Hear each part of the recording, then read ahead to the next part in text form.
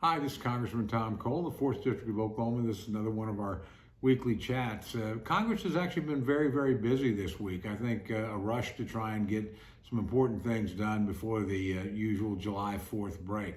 On the floor, there were a variety of items. The most important one was an infrastructure bill. Now, unfortunately, this is not the infrastructure bill you're probably hearing so much about that's the subject of bipartisan negotiation in the United States Senate. This is a partisan infrastructure bill, roughly a $700 billion bill, but completely written by Democrats for Democrats.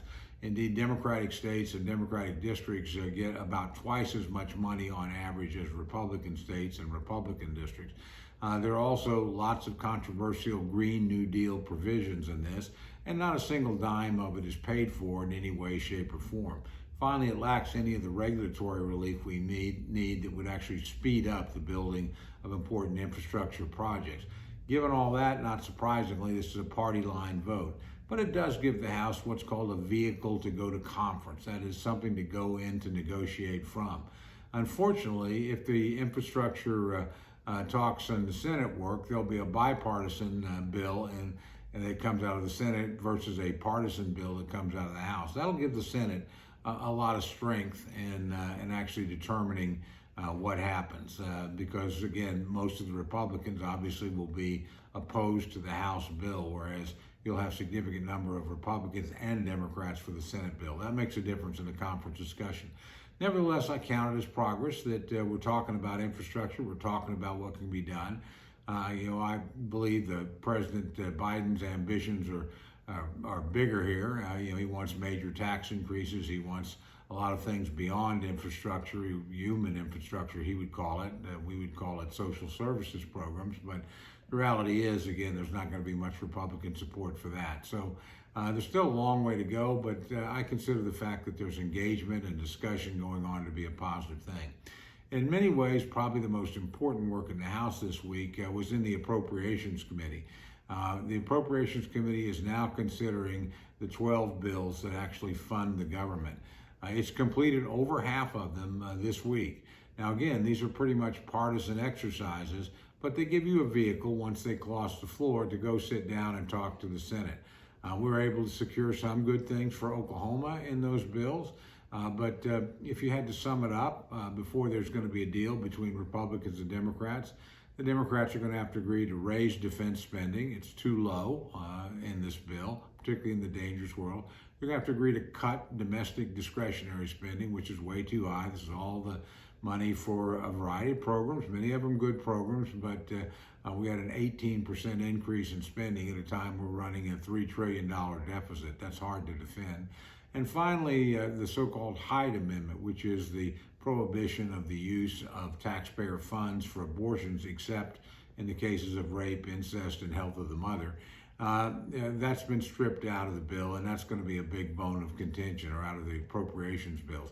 So again, this is movement, but still partisan movement. But again, the process has to start somewhere. We'll see where we end up. Once again, I will say the House is ahead of the Senate in terms of actually moving specific pieces of legislation and positioning itself to go to conference.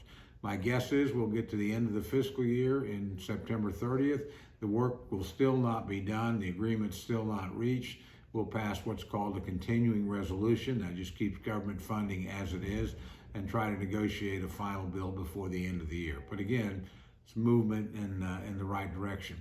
From an Oklahoma perspective, we had some good news this week, some Department of Transportation announcements. Our office works very closely with Senator Inhofe's office, and Senator Inhofe probably done more than any person ever for infrastructure in Oklahoma with his work in the United States Senate on their version of the Public Works Committee, they call it. We would call it the Infrastructure Committee. But he's a former chairman there, has a lot of clout. And we were able to work with him to get some road projects in Midwest City, to get a bridge over the Red River. Now, again, these things aren't final until they pass both houses and a lot of negotiation. But there are some grants that, again, we have won in working with the administration. So we're gonna keep pushing in that area, and got some success this week. Let me end with this because this is the last time I'll have an opportunity to talk to you before July 4th. You know, we live in an extraordinary country.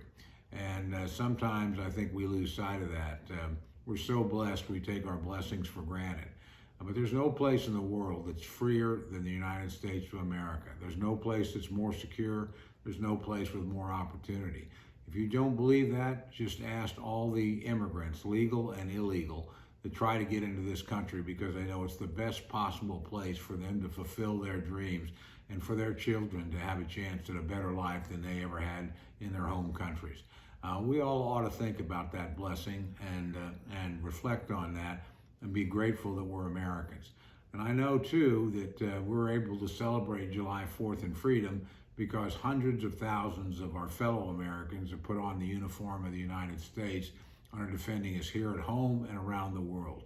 The same is true with our law enforcement professionals who've gone through a pretty tough time, but we'll have a lot of backyard barbecues and a lot of 4th of July parades that are safe because men and women in uniform run risks so the rest of us can celebrate the freedoms that previous generations have fought hard to secure for us. So I hope on this July 4th weekend you're able to spend it with your family and your friends. I hope you have time to stop and reflect on the many blessings of living in this country and being an American. And let me just end with this. God bless America. God bless the United States. God bless you and your families.